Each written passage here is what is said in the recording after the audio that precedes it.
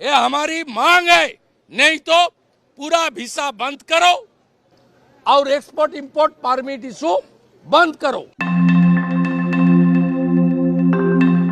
ISKCON নেতা চিন্ময় কৃষ্ণ দাসকে গ্রেপ্তারের প্রতিবাদে মাঠে নেমেছে বিজেপির পশ্চিমবঙ্গ শাখা। রীতিমতো হুমকি ধামকি দিতে শুরু করেছে বিজেপি। তবে কি অবস্থান পশ্চিমবঙ্গের ক্ষমতাসীন দল তৃণমূল কংগ্রেস এবং মমতা ব্যানার্জির? কারণ সব সময়ই বিজেপির বিরুদ্ধে অবস্থান নেন মমতা। এই ইস্যুতে কি বাংলাদেশের পক্ষে দাঁড়াবেন মমতা ব্যানার্জি? পশ্চিমবঙ্গের বিজেপি নেতা শুভেন্দু অধিকারী শুধু বাংলাদেশিদের প্রবেশই নয়, ঢাকার সাথে সব ধরনের পণ্য আমদানি রপ্তানি বন্ধেরও হুঁশিয়ারি দিয়েছে। সোমবার থেকে পেট্রোপোল বন্দরে আমদানি রপ্তানি বন্ধ করা সহ এক গুচ্ছ কর্মসূচির ঘোষণা দিয়েছে বিজেপি। বুধবার বাংলাদেশ ডেপুটি হাইকমিশনের সামনে ব্যাপক বিক্ষোভ করেছে দলটি।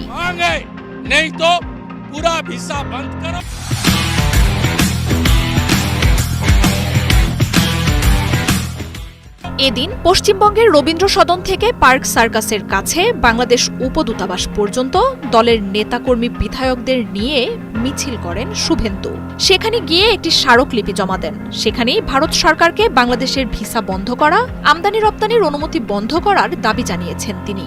চিন্ময় কৃষ্ণ বাবুকে এ সময় বাংলাদেশের সংখ্যালঘু হিন্দু সম্প্রদায় এবং নেতাদের উপর নৃশংসতা চালানো হচ্ছে বলে দাবি করেন পশ্চিমবঙ্গের বিজেপির নেতারা। মিথ্যা মামলায় চিন্ময় কৃষ্ণ দাসকে গ্রেপ্তার করা হয়েছে বলে দাবি করেন শুভেন্দু। বাংলাদেশকে হুঁশিয়ারি দিয়ে এই নেতা বলেন, চিন্ময় দাসকে অবিলম্বে মুক্তি দেয়া না হলে সোমবার থেকে পেট্রোপোল স্থলবন্দর বন্ধ করে দেয়া হবে। এই কর্মসূচিতে নেতৃত্ব দেবেন বিজেপির এই প্রভাবশালী নেতা।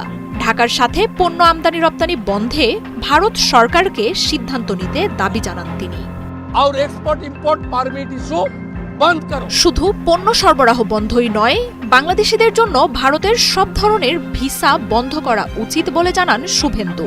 শেখ হাসিনার সরকারের পতনের পর বাংলাদেশিদের জন্য ভিসা বন্ধ রাখলেও শিক্ষার্থী ও মেডিকেল সেবার জন্য ভিসা দিচ্ছে ভারত। প্রতি বছর বাংলাদেশ থেকে কয়েক লাখ মানুষ কলকাতা সহ ভারতের বিভিন্ন হাসপাতালে চিকিৎসা নিতে যান। তবে এবার চিকিৎসার প্রয়োজন হলে বাংলাদেশিদের পাকিস্তানের লাহোর বা করাচিতে যেতে বলেছেন শুভেন্দু।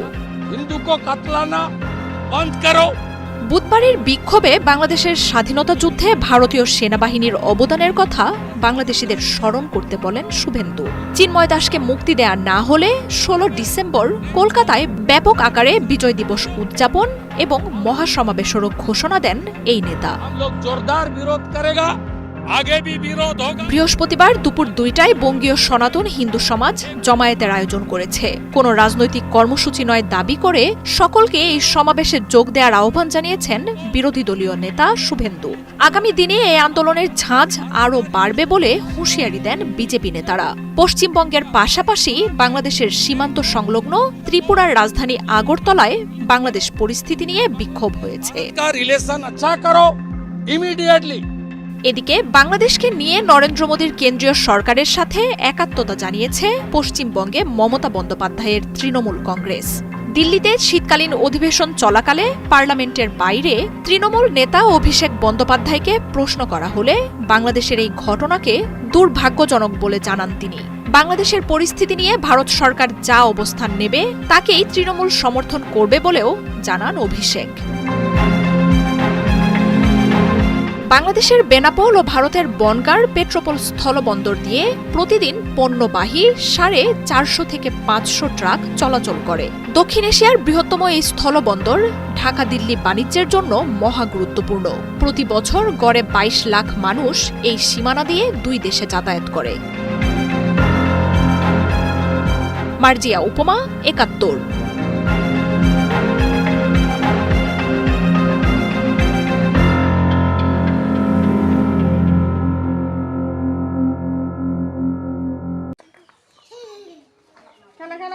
খেলা